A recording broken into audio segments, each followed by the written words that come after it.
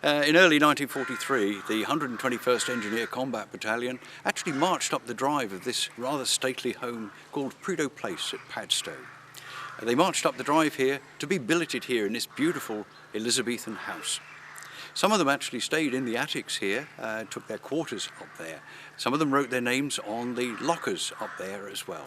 And one of the number was a young man called John Fontaine from Rhode Island, United States. John Fontaine's family were prolific letter writers and wrote many, many letters to him while he was stationed here at Prideaux Place. All those letters were collected here but left behind by John Fontaine when he left for the invasion of Normandy in 1944. Today they're being presented back to the family, to Chris and to Ned, his John Fontaine's sons. Well, this is a painting that is kind of an impressionist painting of Saint-Lô after it was destroyed by the bombing. He painted this thing somewhere around, it's a reproduction. He painted the picture somewhere between 1970 and 1975.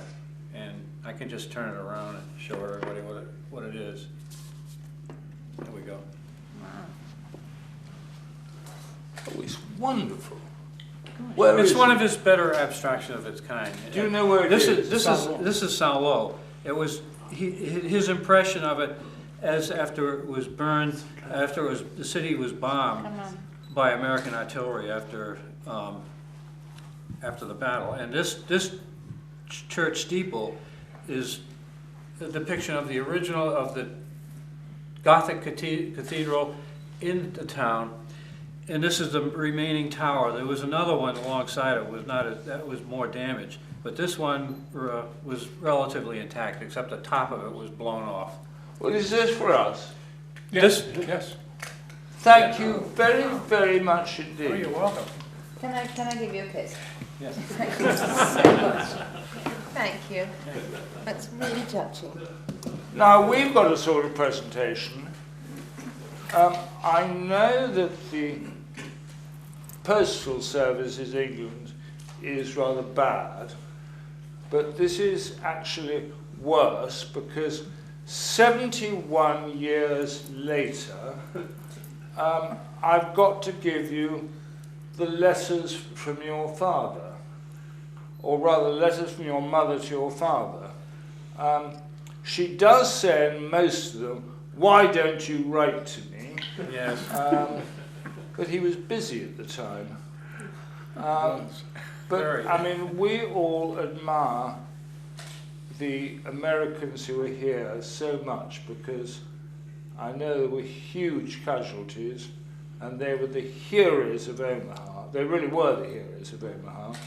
So both of you, from both of us, and from my sister, who remembers you being here, mostly because she remembers the American Army giving her candy, as you call it, which we couldn't get in those days. Anyway, thank you very much. You're welcome. And here are all the letters and